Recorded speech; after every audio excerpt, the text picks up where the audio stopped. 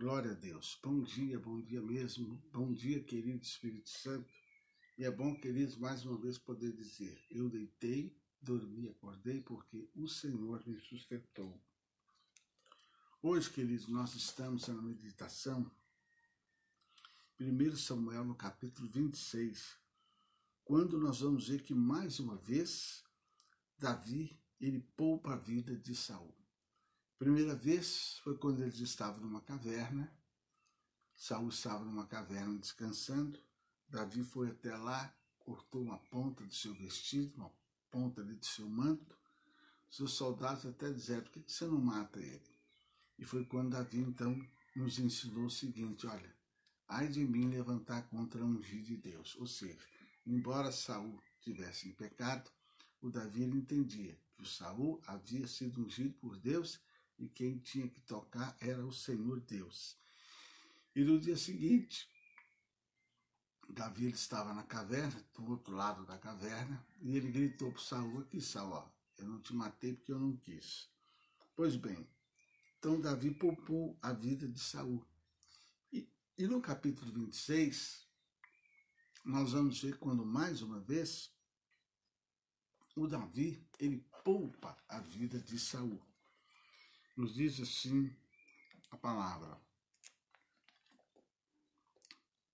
E vieram os zifeus a Saul, a Gilbeá, dizendo, não está Davi escondido no outeiro de Aquilá, defronte de Gesimom? Então Saul se levantou e desceu ao deserto de Sife, e com ele 3.000 homens escolhidos de Israel, a buscar a Davi. 3.000 homens era um exército forte, eram homens escolhidos, ou seja, eram excelentes guerreiros, excelentes lutadores. Né? E o Saul se acampou então ali no outeiro de Aquilá, porém Davi ficou no deserto e viu que Saul o estava seguindo.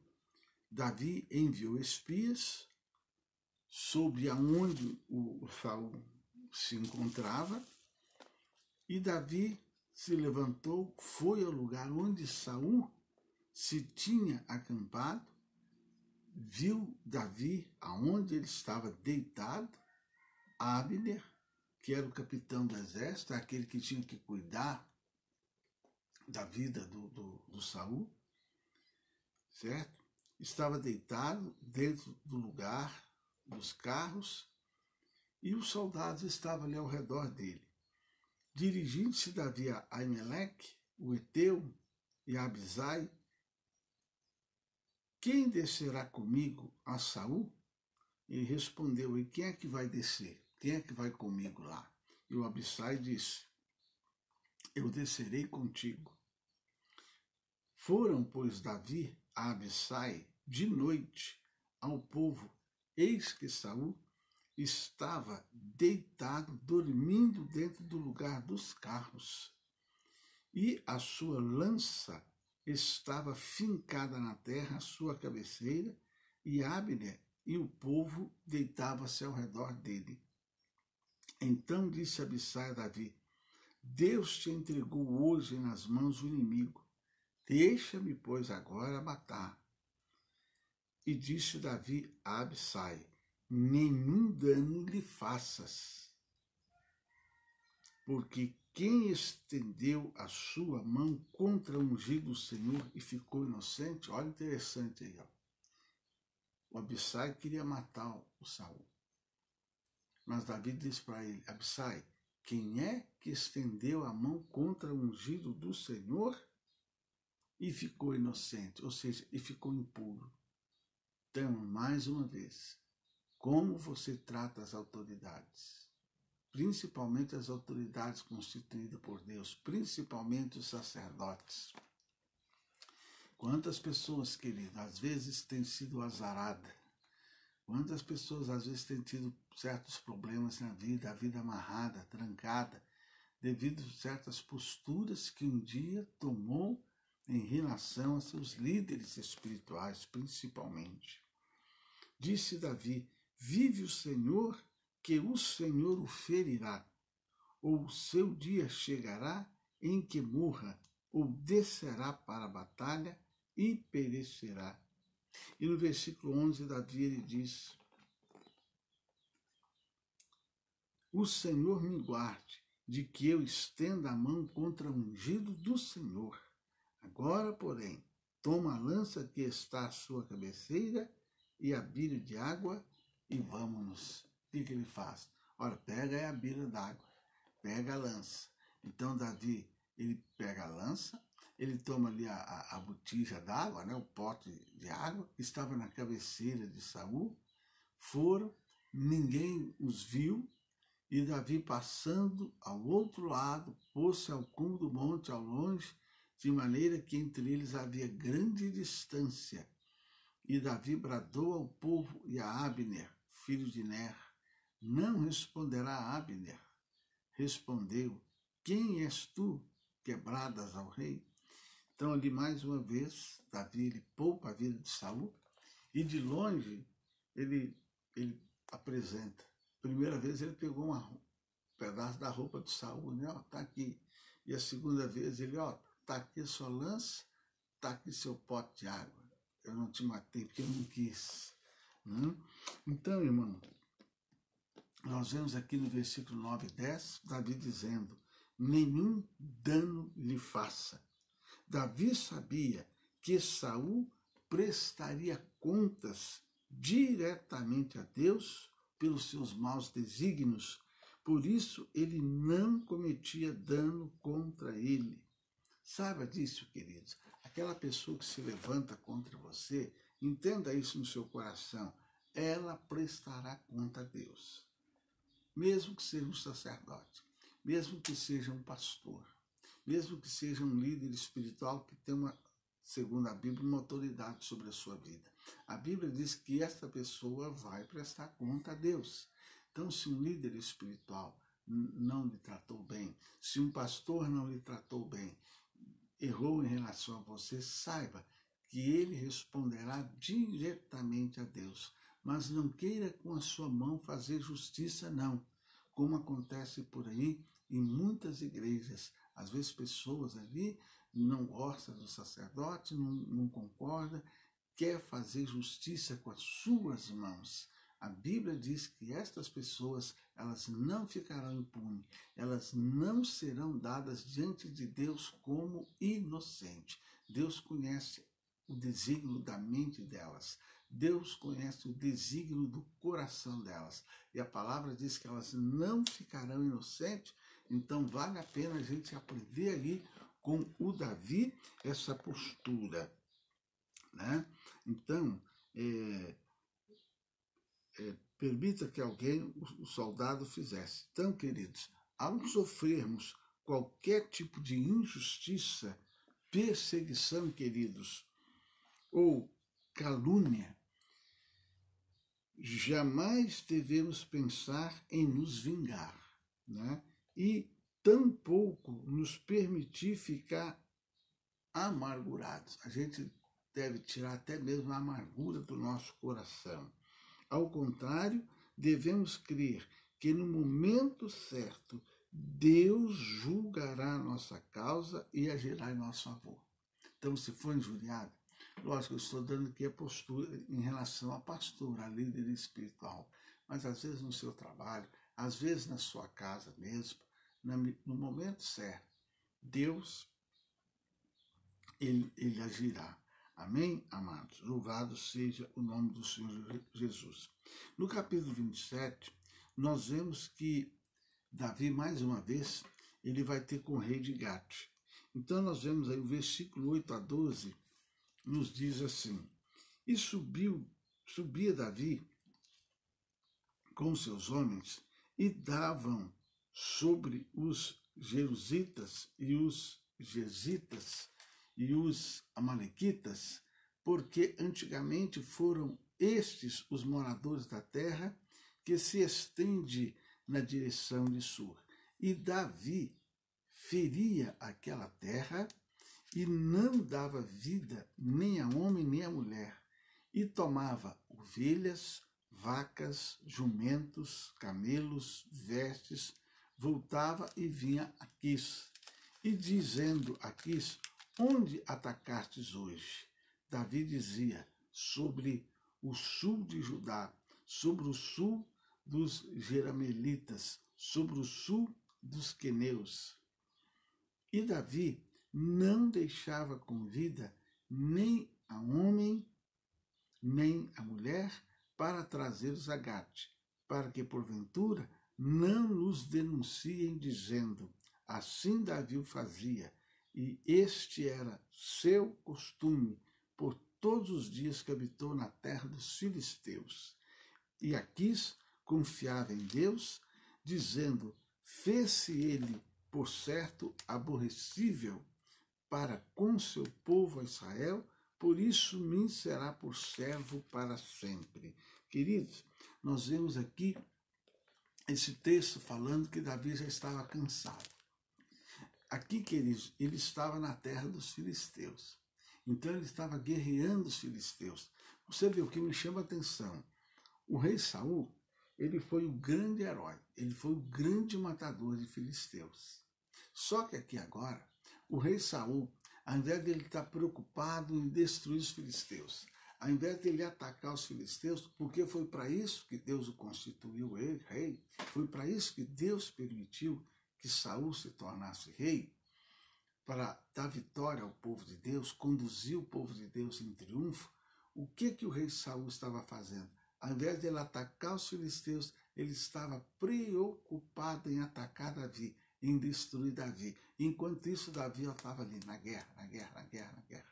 Algum tempo atrás eu vi a história de um guerreiro descendente de Ismael, consequentemente muçulmano, consequentemente adorador de Alá. Alá quer dizer Deus. E esse guerreiro, uma coisa que eu achei interessante na vida dele é que sempre tinha alguém querendo pegá-lo, inclusive dentro da própria tribo dele, tribos vizinhas, né, co-irmãs, queriam pegá-lo e iriam destruí-lo. Enquanto isso, ele saía e atacava o inimigo. Enquanto estavam armando contra ele, ele pegava seu cavalo com seus amigos, saía para dar uma voltinha, e ali na guerra, paulada no inimigo, ia destruir o adversário. Aqui nós vemos Davi agora. Enquanto Saul queria pegá-lo, Davi estava lá na guerra, na batalha. Isso me lembra, queridos, a fundadora da Igreja do Evangelho Quadrangular, Amy McPherson. Houve um período na vida dela que ela via assim, ela teve uma visão onde ela via tudo quanto é pastor, tudo quanto é igreja lutando contra o diabo. E em um determinado momento ela via esses pastores deixavam de lutar contra o diabo e lutavam entre si. E em um determinado momento, nessa visão, ela via todos esses pastores com suas espadas contra ela e só ela lutando com o diabo. Ela, em McPherson, naquela visão, ela lutava ali contra o diabo e os pastores lutando contra ela. Então, queridos, isso infelizmente é uma coisa que muitas vezes ocorre.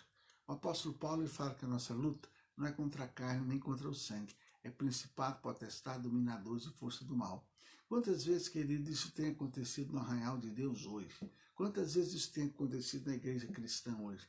As pessoas deixam de lutar contra o diabo e começam a lutar um contra o outro. É membro de igreja contra membro de igreja, é membro da família contra membro da família, é pastor lutando contra o povo, é o povo lutando contra o pastor, é pastor lutando com outro pastor, é uma igreja lutando com outra igreja. Né? Então, é o que aconteceu aqui na vida de Davi.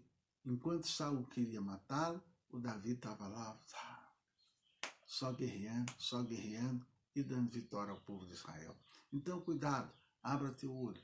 Satanás, ele sabe que a nossa luta é no mundo espiritual, ele sabe que a nossa luta é contra ele sabe que ele é um inimigo vencido. Satanás sabe que o sangue de Jesus derramado ali na cruz o venceu. Satanás sabe que na Bíblia está escrito assim, pelo apóstolo Paulo, que em Cristo Jesus você e eu, em Cristo Jesus nós somos mais que vencedores. Satanás sabe que está escrito na Bíblia o seguinte, que a vitória é nossa pelo sangue do Senhor Jesus Cristo, aleluia, glória a Deus, graças a Deus que nos dá a vitória. Só que Satanás, ele quer distrair você, ele quer que você enxergue só problema, ele quer que você enxergue só dificuldade.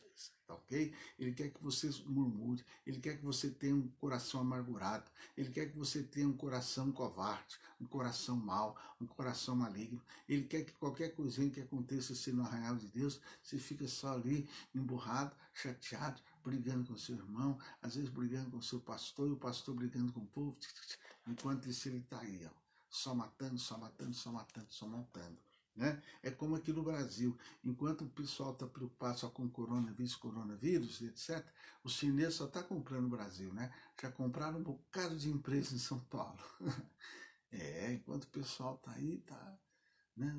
Só aí. Né? Quando a gente só está preocupado, você vai no mercado, todo dia a mercadoria está aumentando, todo dia está aumentando, sem motivo nenhum, porque se há uma coisa no Brasil que o coronavírus atingiu, ele não atingiu a lavoura não, nem a pecuária, mas você vai cada dia a carne, cada dia. Por quê? Enquanto a gente está com a visão numa coisa, o adversário só está agindo por outro lado. Então, irmão, então nós vemos aqui, queridos, encerrando, aqui capítulo 27, 8 a 12, que Davi ele já estava cansado de ser perseguido por Saul e de ter que viver escondido em caverna para não ser morto por ele. Em um momento de grande pressão e fraqueza espiritual, ele deixou-se confiar, o Davi deixou-se confiar, queridos, plenamente em Deus para buscar proteção em terras inimigas.